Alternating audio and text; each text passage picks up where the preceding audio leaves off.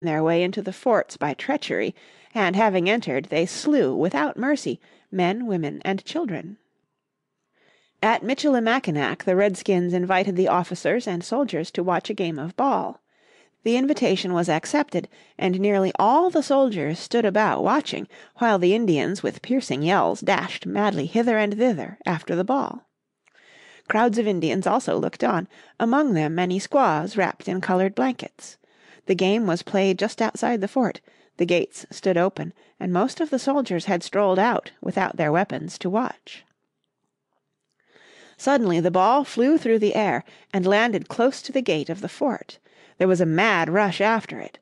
As they ran the Indians snatched the hatchets and knives which till now the squaws had hidden beneath their blankets.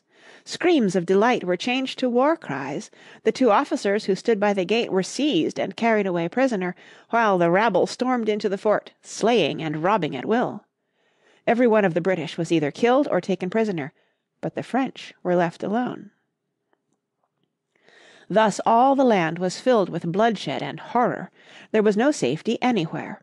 In every bush an Indian might lurk, and night was made terrible with blood-curdling war cries. For nearly 3 years the war lasted, but by degrees Pontiac saw that his cause was lost. The French did not help him as he had expected they would.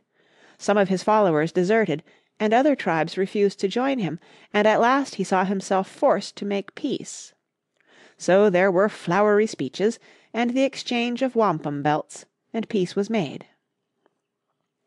Then Pontiac's army melted away like snow in summer, and the great chief himself retired to the forest to live among his children and his squaws.